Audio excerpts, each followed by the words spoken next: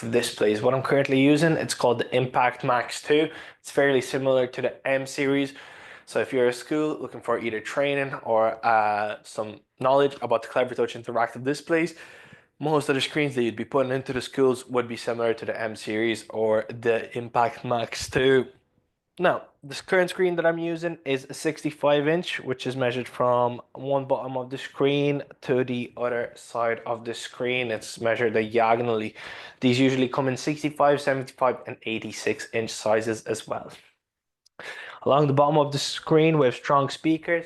They're very loud for the classroom. I'll show you settings on how to adjust the sound as well throughout the session. In between our two speakers, we have magnetic pads for our stylus pen. These usually come with two sides. We have a fine tip and a large end as well. Next to that, we have our power button, which is going to allow us to turn on and off our interactive display. Next to that, we have our Type-C, our two USB ports, and on the side, we get additional ports like our HDMI, VGA, and etc. Again, depending on what type of screen you have. Now, to connect your laptop to the screen with a wire, as I mentioned, you're either going to use HDMI, you have an option for Type-C, VGA, or DisplayPort as well. If you're connecting with HDMI, you're going to receive audio and visual. It's the same with your DisplayPort. Now, if you also want to have touch, which would essentially turn your finger into the mouse on your device that's connected to that interactive display, you're going to receive an additional cable with that interactive display. This cable has a USB end and it also has a square end. The square end is going to go into your interactive display on the right side of the screen, and the USB end is going to go into your device or your laptop, for example. So as I mentioned, that's going to give you two-way touch, essentially turning your finger into the mouse. If you're using Type-C, you're going to receive audio visual, and you're also going to receive two-way touch without having to use that additional cable. With Type-C, you're also going to be able to charge your device when it is connected to the screen. So it could be a useful thing to use when your laptop is on low battery in a class. We also have another way of connecting to the screen, which would be wirelessly with Clevershare, again, which I'll take you through in a few minutes. So what I currently have on the screen, it's a presentation made on Cleverlive. Now, each one of your Clevertouch interactive displays comes with free digital signage called Cleverlive.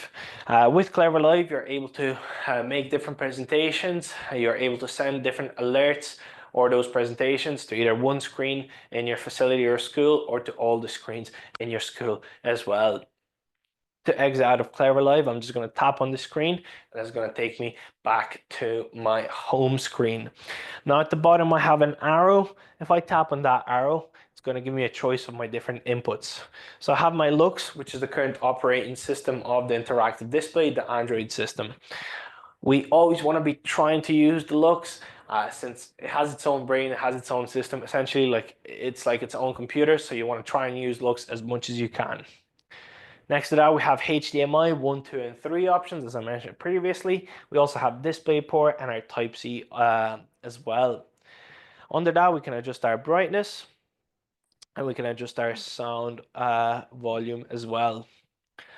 Under my general, I get a few options for my display, so I can turn on auto brightness, for example, auto color temperature, and etc. We also have an option for eye care mode, which is just going to block out some of the blue light from that interactive display. We also have different picture modes. So we have our bright, soft, and we can customize the picture mode ourselves. Now for our audio settings, we get different audio modes. So we can customize it. We can put it on for a class mode. We can put it on for a meeting mode if we're using the screen to run a Zoom or Teams meeting, for example, or we can just use the standard mode on it as well. We also have our side arrows. So it's going to give us an option for the same apps on the left and the right side of the screen. What I'm going to do is I'm going to go into the apps and I will go into my Clevershare. Now I'm going to show you a few features of our Clevershare wireless mirroring app. So if I tap on that menu and if I tap on my settings, I have a few permissions and a few options here that I'm going to take you through. So we have our permission to allow devices to make quick connections. So once someone downloads the Clevershare app, once they go into the app, it's going to show them all the available Clevershare interactive displays near them if that option is turned on. I would usually keep that option off in case there's a teacher in another classroom that's looking to connect their screen with Clevershare, and your Clevershare screen is out there on that network. They might connect to your screen on accident. So I would keep that first option off. Permission mode, I would keep that on. It's just going to ask you for permission once you're looking to connect to the screen. So let's say we have students that are looking to connect to the screen to try and share something off their phone to be funny in class, for example. It's going to ask us for permission mode. So it's going to say Marco is trying to join the screen, and then we can choose to either accept or decline that connection. Under that, we have a few options for our Chromecast, AirPlay, and Miracast, so we can support all those devices if we wish to do so as well. I have them off since I don't use any of them. Under that, we have our device name. So let's say you're staying in the classroom and you're not moving classrooms, you're mainly using a certain classroom. I would change that device name to either your name or the classroom number, just so teachers know if they're looking to connect to a certain screen, to which screen to connect to. Start automatically on boot. We want to keep that on just so Clevershare starts anytime anytime our interactive display starts. We also get a code refresh rate. You can just keep that on 10 minutes, or you can change it to 20, 30, 60 minutes, or to keep the same code and never change it. We also have a floating window size. So we can have it on normal size, which is going to show our 6-digit code at the top, and that's always going to be at the top of our screen. We can put it on mini size, which is just going to be a small box. When we tap into it, we're going to see that code, or we can close it all together as mine was closed. I'm just going to keep it a normal size for this webinar. So I have my 6-digit code here. I can download Clevershare on my Android phone, on my Apple phone. I can also download it on my Windows computer as well, or our Apple computer too, or a laptop, for example. So I have my Surface Pro here next to me. So what I'm going to do is I'm going to type in that 6-digit code into my Surface Pro. 3665. Now on my Surface Pro, I get a few options. Hopefully you're going to be able to see that properly. Now, I get an option to screen share. So if I tap on screen share, and if I tap on mirror, it's going to ask me for a permission. I'm going to tap accept. And now I'm able to see what's happening on my laptop, on my interactive display. Now, depending on the speed of your Wi-Fi, it's going to depend on the quality of the picture as well and the response time, okay? What I'm able to do is I'm also able to use my laptop through the interactive display. So I can leave my laptop off to the side and I can navigate around my laptop through the Clevershare app. I also get a little arrow at the bottom left side of the screen. If I tap on that arrow, again, option for a power button, which is just going to allow me to stop sharing what I'm currently doing. Again, option for two squares together. That's going to give me an option to put my Clevershare into a smaller window on one side of the screen. This could be useful if we're, for example, using our Links whiteboard and we want to just have our Clevershare on one side of the screen. Next to that, we have an option for our keyboard. So if we do want to type, we can bring up the keyboard and start using it. And we also get an option for our volume as well. And what I'm going to do is I'm going to stop sharing my Clevershare.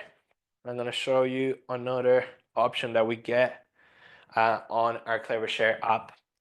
When we're sharing our device onto the interactive display, we can have up to 9 devices on the screen at the same time. So if it's 2 devices, the screen will be split in half. And if it's 9 devices, we would have 3 rows of 3. We would have 3 rows of 3, so it could fill up all the 9 devices on the screen. It could be useful if you're in class and your students are working on their devices. They can share their devices on the screen and we can see what they're doing on their device. Another option that we get is the yellow option. It's called the desktop sync. So if I tap start on that, It's going to ask me for permission. I'm going to accept the permission. I'm going to tap and start now. What that's going to do is it's going to sync the interactive display to my device. So let's say we have visually impaired students in class. We're able to desktop sync on their device. So they're able to see what we're doing on the interactive display on their own device. Now, if I tap on my 6-digit code and I tap on view main interface, if I go into my devices, I have a little finger pointer tool and there's a yellow tick next to it. That means that I have two-way touch permission. So for example, I'm able to navigate around the interactive display through my Surface Pro. So I'm able to go into the side menu, go into the apps, and etc. I'm able to go open up the different side menu, again, go into different apps, favorites, and navigate through the screen through my Surface Pro. So as I mentioned, we have two arrows on the sides, one on the left and one on the right side of the screen. This gives us access to the same apps, okay? At the top, we have our whiteboard, which is essentially our default whiteboard that we set in our settings. So if I tap on that, it's going to take me into the links whiteboard because I set the links whiteboard as my default whiteboard in my settings. Again, I'm going to take you through the settings at the end of the webinar and show you how to change that around. There's also another whiteboard called the legacy whiteboard that comes with your Clevertouch interactive displays. My advice is use the links whiteboard because the legacy whiteboard is mainly used in hotels because it's just a quick whiteboard they use for smaller tasks. The links whiteboard has so many more features. Again, I'll be taking you through them now and you're going to see the capability of the links whiteboard. Now, I'm currently not signed in. I stayed signed out just to show you a few options on how you can sign in. With the Links Whiteboard, if you already haven't done so, you can make a free account. If you just go on the Links Whiteboard Clevertouch web browser, you go into their website, you're able to make a free account. Once you have that free account, you have a bit of cloud storage and you can connect your Google Drive, OneDrive, or your Dropbox to that Links Whiteboard account as well, so you can navigate around different files. Now I'm going to grab my phone. We're going to tap on that sign in option. I like using my phone because I like making my life a little bit easier because I think it's the easiest option of signing in. So let's say you're moving classrooms, you are able to sign out of the Links whiteboard just by tapping two buttons, okay? Once you go into a new classroom and you want to sign into the Links whiteboard, if you're already signed in on your phone, you probably just need to sign into the Links whiteboard on your phone one time. You can just use the QR code option, which I think is the easiest option, but you have different options for your Google, Microsoft, Apple, Dropbox account, and etc. So I'm just going to tap on that QR option. I'm going to open up my camera roll and I'm going to scan that QR code. And I'm going to open up that link from that QR code. Now, what that's going to do is it's going to log me. Oh, sorry. It's going to log me into the Links whiteboard and I can tap on my account. That's going to take over what's happening on my interactive display and it's going to tell me that I signed in successfully. I can tap on the X button at the top left side of the screen and that's going to bring in all my recent files that I've made on my Links whiteboard. What I'm going to do is I'm going to tap into that new file. Actually, before we do that, I'm going to show you a few options that we have at the bottom left side of the screen. We have our three-line menu here. What we can do is we can tap on our options. And here we can change the language. So for example, if we're doing Irish, Spanish, French, and etc., we're able to change the language of that Links whiteboard through that menu as well. We also have our font. So here we can adjust our font when we're using that T icon at the bottom middle side of the screen. We also have an option for our handwriting recognition tool that comes with our Links Pro, and we can change our font for that as well. So I'm going to open up a new file now. I'm going to take you through all the features of the Links whiteboard. Now at the bottom of the screen, we have 1/1. That's our pages and the current page that we're on, okay? If I tap on add page, I'm able to add more pages onto that presentation. So it's telling me 1/5 in and I'm on the first page of my 5 pages. Now I'm just going to X out of that.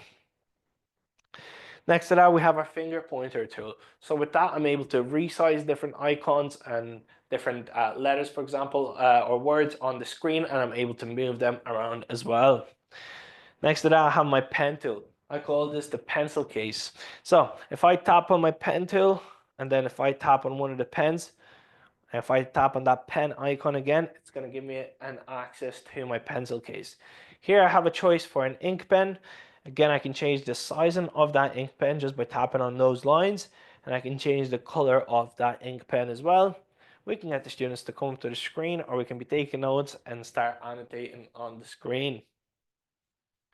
Next to that, we have our highlighter. Again, we can change the size of that highlighter and the color, and we can highlight different things on the screen as well. Under that, we have our fine tip pen, which is fairly similar to our ink pen. We can change the color of it, and we can start annotating with it on the screen. Next to that, we have our laser pen. I think the laser pen could be very useful in class. What you're able to do is you're able to circle different things on the screen, and you're able to add arrows and point at different things. That's going to disappear after a few seconds. Essentially, that's why they call it the laser pen. We also get a few recognition tools with our Links Pro. So Links Pro comes at an extra cost. I think it's €28 per year per user. Links Pro comes with your text and shapes recognition tool, maths tool, extra cloud storage, and it also comes with some AI features that I'll take you through later on in the session. My advice is stick with the basic version. You get all your different pens like your highlighter, laser, ink, rainbow, curve tool, and etc.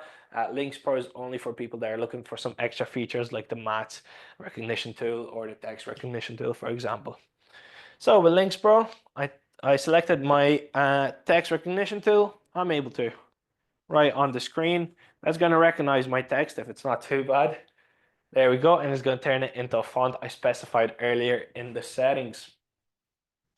I can also draw a shape. It's going to recognize my shape, and it's going to turn the lines into perfectly straight lines. I can also have my maths tool, so I can write an equation on the screen. I can write 6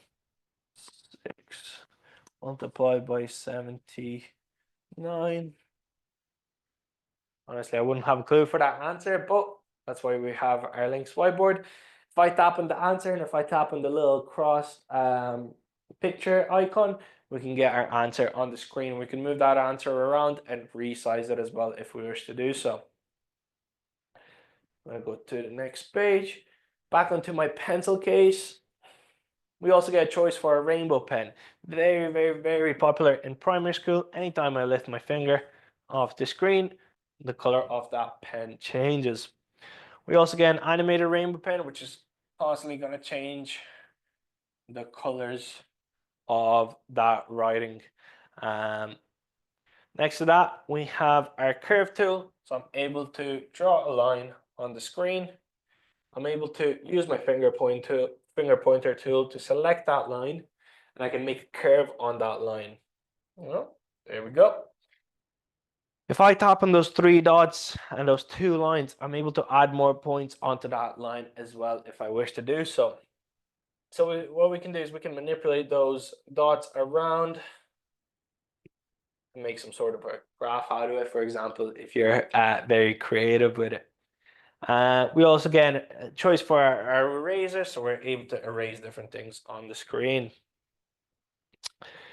Then next to that, we have our T letter. So that's the T letter that I was talking about earlier, but we can set up different fonts, okay? If I tap on that T letter again, it's going to give me my different fonts. If I tap on that settings icon, I can change my fonts around. So I can just tap on the screen depending on where I want to type. It's going to bring up my keyboard, so I don't actually have to use my handwriting. And I can type different things on the screen with my keyboard. Now I'm able to move that writing around, and I'm able to resize that writing as well. I'm just going to go back to the first page. Next to our T letter, we have a paint pot. So with the paint pot, I'm able to change the colors of my background, for example. And I'm also able to change the color of my letters. Now, that writing is very small, so hopefully I hit it properly. There we go. We're also able to change the color of our letters. Next to my paint pot, I have a plus icon. So that's going to allow me access to browse different files. So with our links whiteboard, we can bring in different files like our PowerPoint, we can bring in our PDF files, Word files, and etc. So what I'll do is I'll tap on browse files, and it's going to give me options on where I want to bring these files from. If I tap on that plus icon, I'm able to bring in different files from my cloud drive, but I'm just going to go for my links cloud this time. I'm going to go for the Impact Max 2 brochure, and we're going to tap on select. Now we're going to give it a few seconds so it loads up. Once I have that brochure, we're able to move it around, and we're able to, there we go, we're able to resize it as well on the screen. Now we have 1/5 under my file, meaning that I'm on the first page of the 5 pages of that PDF file. I'm able to move around those different pages. What I can do is I can select my pen tool, I can select my highlighter, change the size of it, change the color of it. And what I can do is I can highlight different words or different sentences on that sheet. Again, we can go to the next slide. We can delete that highlighting, and we can highlight different things on that sheet. So it could be useful bringing in, for example, a junior question file, bringing it in on the screen, highlighting different things on that junior cert file, and taking notes on the other side of that whiteboard. Back onto my plus icon, I also get a choice to link different pages together. Under that, I get a choice for a table, so I'm able to bring in different tables on the screen, and I'm able to insert them. I can also resize those tables as well if I wish to do so. Under that, we have our shapes. So I can select any shape that I want, so I'll just go for a circle just because it's simple, and we're just going to draw that circle on our whiteboard. If I tap on that paint pot, if I tap on that square icon there, it's not really a perfect square, but it's a split up square. I'm able to tap on that shape split option. So with my shape split option, what I'm able to do is I'm able to place my finger or my pen on that circle, and I'm able to move that around, and I'm able to bring out different parts of that circle. I'm able to select that part of the circle, and I'm able to see the different radius, angle, and area, or the percentage of that circle. Back into my plus icon, we also get different content. So I think this is a great feature with Link's Whiteboard. With my content page, I'm able to bring in different photos, GIFs, videos of online sources, okay?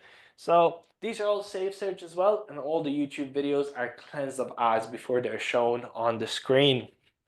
So for example, if we go for Microsoft Bing, what could we look up this time? I usually look up Ireland, but I want to make it more interesting. We'll look up Spain this time because of the weather there. It's brilliant. And we can drag and drop different pictures of Spain, for example, for geography on that screen. We can resize those pictures as well, and we can move them around the screen. We can also bring in different GIFs. So we can bring in Lamine Yamal, for example, on the screen. Again, we can resize that, and we can move it around the screen as well. We can bring in different YouTube videos and different lessons. These might take a few seconds to load up since they're getting cleansed of the ads before they're shown on the screen.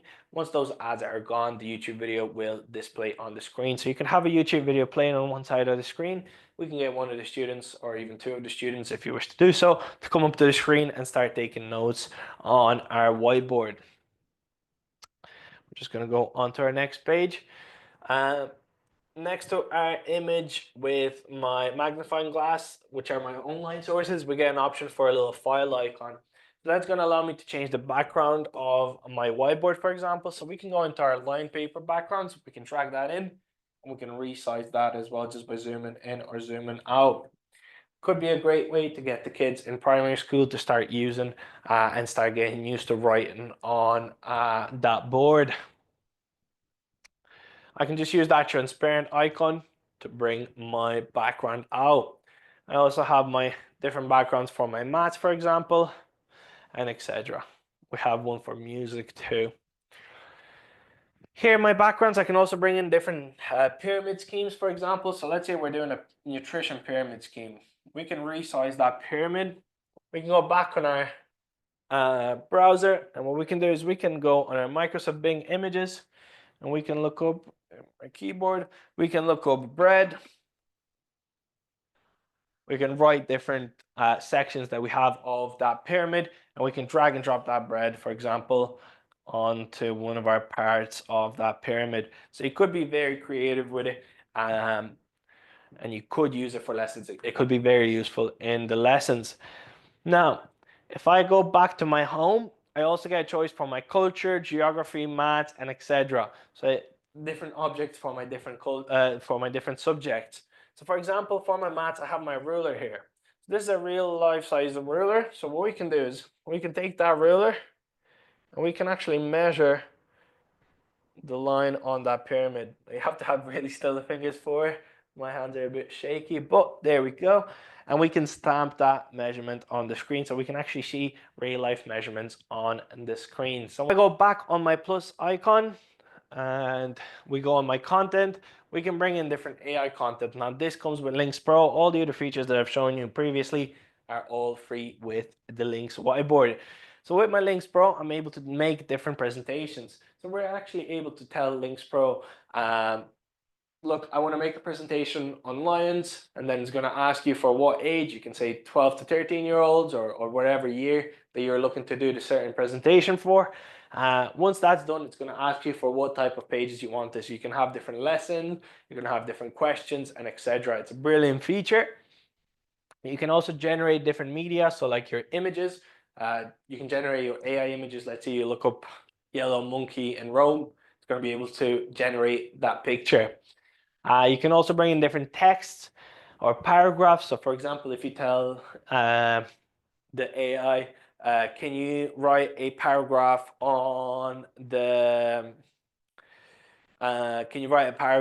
different oceans that we have in the world? It's going to be able to write a paragraph of it, and we can drag and drop that onto the screen. We can resize it and just put it on one part of the screen. Now, take a few seconds. If you do have any questions with the Links whiteboard, please feel free to pop them into the chat now because we're nearly done with the Links whiteboard. If I tap on that three-line menu, we also get an option to exit full screen. We get an option to split screen. So we can have our Links whiteboard on one part of the screen and we can have another app on the other part of the screen, which I'll take you through again in a few minutes. We can close the presentation. We can also share and print the presentation. So I think this is a great feature. If I tap on share, we can choose which pages we want to share, or we can choose if we want all of them. So we have our different lessons that we've done, what I took you through previously, and that's 10 pages long. What I'm able to do is I'm able to tap on that share icon. I'll give that a few seconds. It's just exporting it currently. And we're able to get our students, or even if you do want to keep that presentation on your phone, or if you want your students to keep it on their devices, they're actually able to scan that QR code and they're able to see and save that presentation on their device. Hopefully you can see my phone there. You can choose from different pages of that presentation as well. Another way of sharing that presentation is to go on that three-line menu. We have an option to save as, okay? So here we can find different files. We can either store that presentation locally on the interactive display, which again, I wouldn't not advise. If all the teachers are storing all their presentations and all their files on that local storage of the interactive display, the interactive display is going to get full of storage, and eventually you're going to have to clean out that storage, so you might actually lose some of your work, okay? So my advice is either save it on your Links cloud, or you can click that plus icon and you can manage cloud drives, meaning that you can add in different cloud drives that you could save it on. Along the bottom of the screen, I can type in the name of that presentation. And I can also choose which type of file I want to save it as, okay? So if we're saving it as links, that means that when we go back into that presentation, it will be interactive if we added the interactive features on, which I'll take you through in a few minutes. If we save it as PDF, it's just going to be a normal PDF file. So back on that three-line menu, we're going to go back to our dashboard.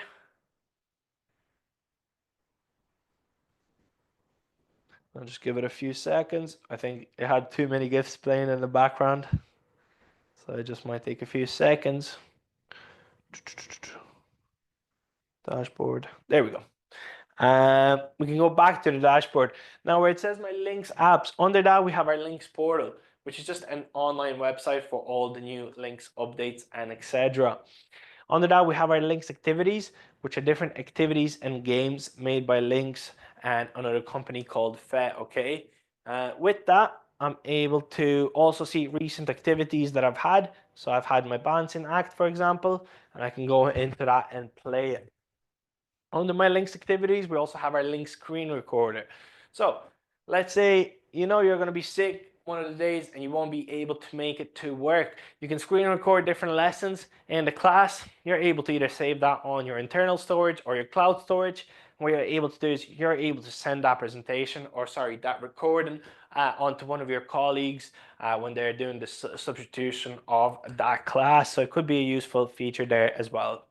Now, if you're switching classrooms and if you want to know how to sign out of the Links whiteboard, we're just going to tap on our icon at the bottom. I don't have a picture on me, unfortunately, but you can add your own pictures on your profiles. You can either tap on the sign out option or the sign out everywhere option. If you tap on the sign out option, it's just going to sign you out on that interactive display. If you tap on the sign out everywhere option, it's going to sign you out on that interactive display and any other device that you are currently signed in on that Links whiteboard on. This could be useful if you left the classroom one day, you forgot to sign out, you can just go on your phone, go into your Links whiteboard, and you can tap on sign out everywhere. It's going to sign you out on that interactive display that you stayed signed in on in school. Now I'm going to use my pen tool and we're going to go back to our home page. I'm going to take you through all these features of our pen tool in a few minutes as well. Under my default whiteboard, we have our Finder. So with that Finder, I'm able to find different locally stored files or cloud stored files as well. So we have our storage, which is our local storage. We also have our cloud drive. So I'm currently connected with my Google Drive. Again, you are able to connect with your Google Drive, OneDrive, or your Dropbox. If you plug in a USB, that's going to come out as a third option there. It's going to say USB, okay? So I'm going to tap on my Google Drive, and that's going to bring in different files that I have here. My advice would be to download WPS Office. You can download that from your Clever Live Store. Now with the Clever Live Store, you're able to bring in that WPS Office for free, and you're able to open up a range of different media without actually having to sign in. For example, if you're using Word and you're looking to use it from the Word software, it's going to ask you to sign into a Microsoft account. WPS Office just makes your life a slightly bit easier. So this time we're going to go for a PowerPoint file.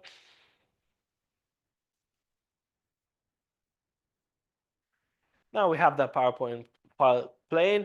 We're just going to tap on that play icon. And we're going to tap on current page, okay?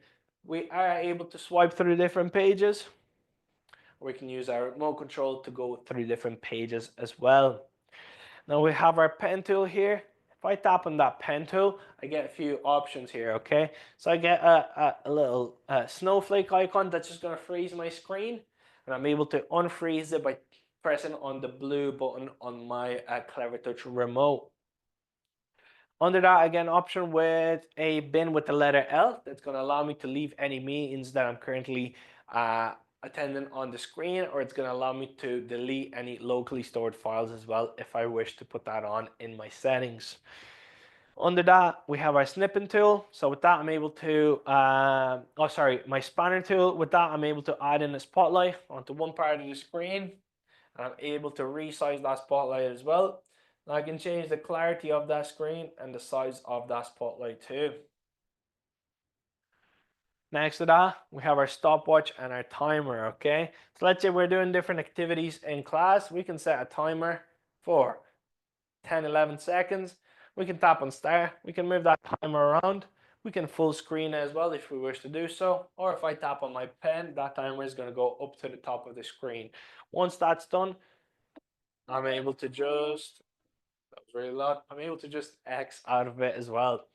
Under that, we have our snipping tool. So I'm able to snip either one part of the picture or screen, or I'm able to snip a full screen as well. It's giving me an option to save that snip onto my storage, or I can insert it into my legacy whiteboard, and I can work around that snip on the legacy whiteboard. Under that, we have our annotating pen tool. So let's say we're in a certain PDF file. I don't know where I left my pen. There it is. Let's say we're in a certain PDF or PowerPoint file, and we just want to annotate something and point it out for a few seconds. The screen is going to freeze, so nothing is going to be moving on the screen. We have a choice of 4 different colors of our pens, which we can change in our settings. So we can start annotating on the screen, pointing it to different things, doing check marks on different things or X's. And then we can use our highlighter to highlight different things on that as well. Now, for example, if we want to delete anything, you're going to hold your fist with your thumb up towards you, and you're able to delete anything on the screen. Um, if you do want to save it, you are able to save it to your files. If you, for example, want your students to save it to their devices, again, you can tap on that QR code option. Now, your students must be on the same network as the interactive display. They can scan that QR code and they can save whatever we've just done on that screen on their device. You can also upload it to Cloud Drive as well. It is an option. Under my annotating pen tool, we get a choice for a magnifying glass with a plus sign. As you can see on the top right side of the screen, that has just frozen my screen. I'm able to zoom into parts of the screen, and I'm able to move that zooming around as well. Uh, we also have 2 squares together, which are current active apps on the screen. With that, I get a choice to split, which means just split screen, and I can choose my, we'll go with the Lynx whiteboard. I can choose my Lynx whiteboard, so I can have my Lynx whiteboard on one side of the screen and my presentation on the other side of the screen. Keep in mind, you are able to bring in your different PDF files or presentations onto that Lynx whiteboard as well. So there really is no need to have a split screen, but you can have a split screen if you wish to do so. We can use our whiteboard and we can resize these as well. So we can have our, there we can use our pens as well. So we can have our PowerPoint smaller and our whiteboard bigger, or the other way around as well. Once I'm finished using split screen, I'm gonna choose that side and I'm just gonna drag one of the apps all the way down to the end. Above my 2 squares together, I have my whiteboard app. So that's going to take me to the default whiteboard that I have set on that interactive display. We will go through our settings in about 5 minutes and I'll take you through how to set up your default whiteboard. Above that, we have our HDMI icon. That's going to bring up my different HDMI inputs and my different inputs that I'm able to bring in from the bottom of the screen if I slide up. Above that, we have our home button, which is going to take us back to the home page. Above that, we have our back button, which is going to take us back out of different pages. And above that, we have our lock button, which is going to lock our screen. So we can set up different users and we can just lock the screen by using that lock icon if we're going to the toilet in the middle of the class, for example. So I'm going to use that home button and we're going to go back to the home page, okay? Now, we also have our browser, so we are able to use a browser as well. Now, just keep in mind the browser is not safe search. I'm assuming the school will have some sort of network requirement, so it would be safe search. But the Lynx whiteboard is safe search when you're looking up different photos from there and different YouTube videos. You also get a choice for a Clever Live store. So this is a new store made by Clevertouch. On the older devices, you might have the Clever Store. The Clever Store is gone now at the moment. So you just do need to update your interactive display to bring in the new Clever Live Store. I'll take you through how to update your display in a few minutes as well. Now with the Clever Live Store, you can find different apps. So you can download different apps like your GeoGebra, like your Teams, Outlook, and etc. And you can browse through those apps. There's over 100 or 200 free apps and games to download on the interactive display. You don't need an account for that. Excuse me, you don't need an account for that Clever Live Store, so you can just use it on the screen. Just go into it and download any apps that you wish to have on that interactive display. You have different categories of apps. You have different languages of the apps as well. And then you also have different age groups of those apps as well. You can also use the search bar to search any particular apps.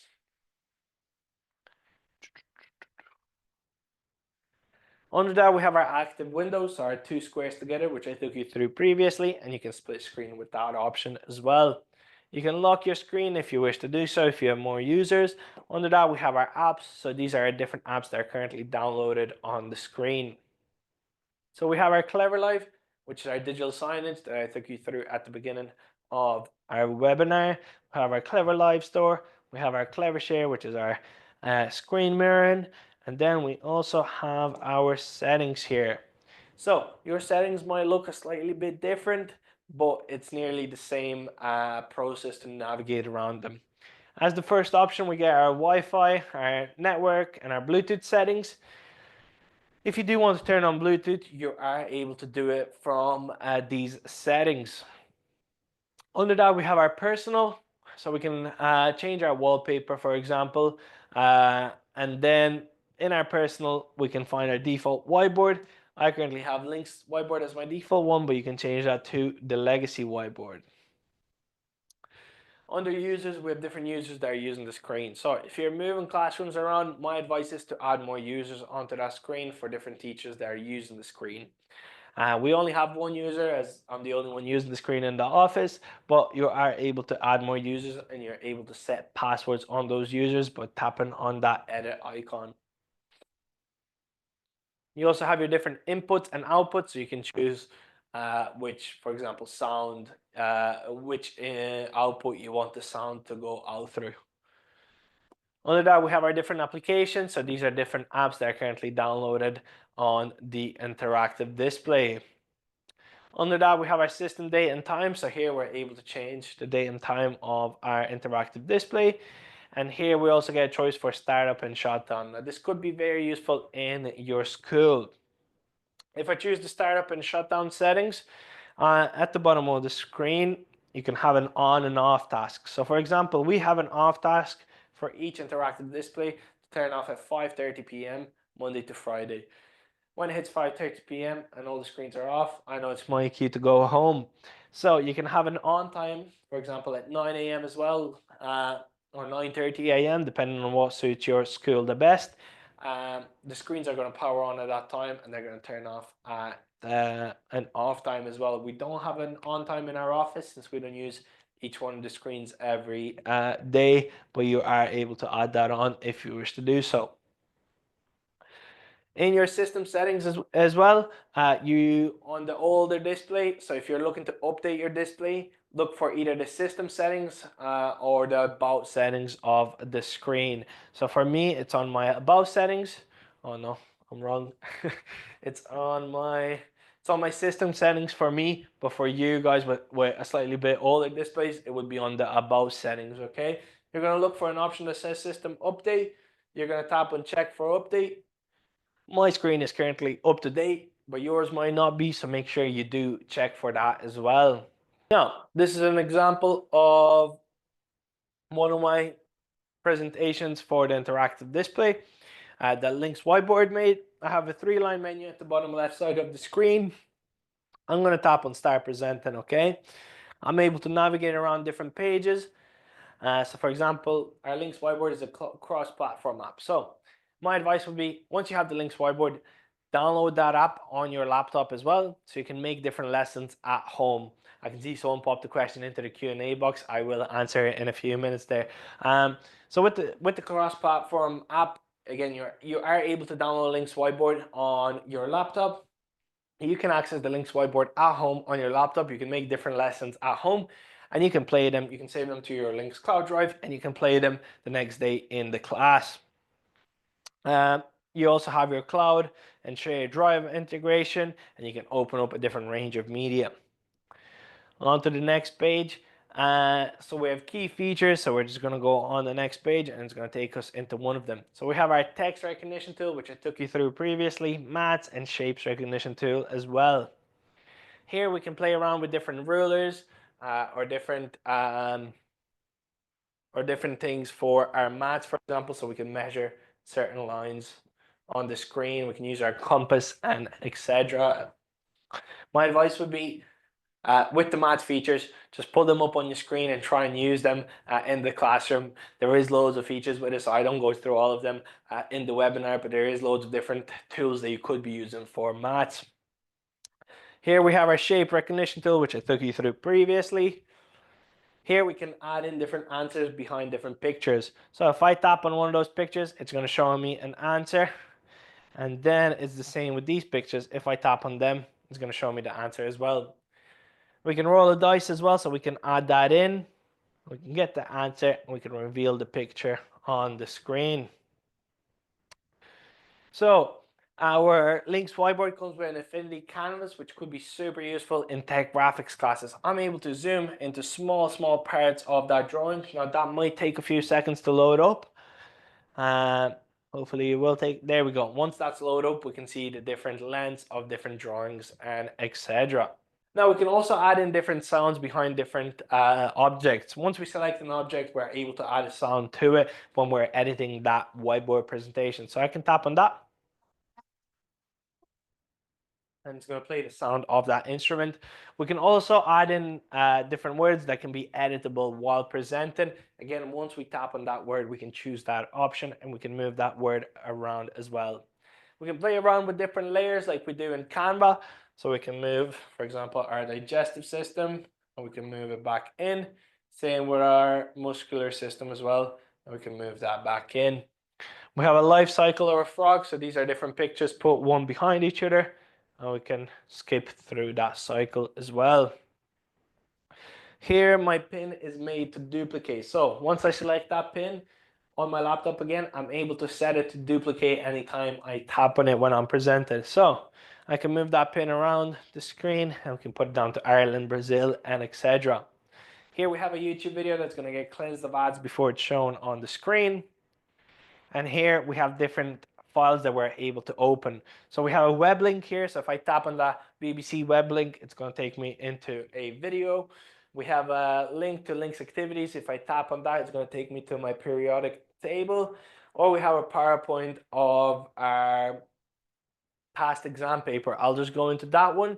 So with our exam paper, we can choose our pen and we can put in different numbers here, for example. We can go into the next page. We can highlight different questions or instructions,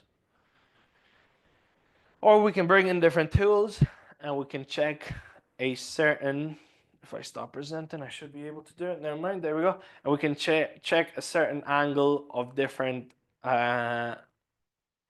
things that have been drawn on the screen. So for example, we can see that that angle is about 53 degrees on the screen, and we can help our students with different questions from that examination paper.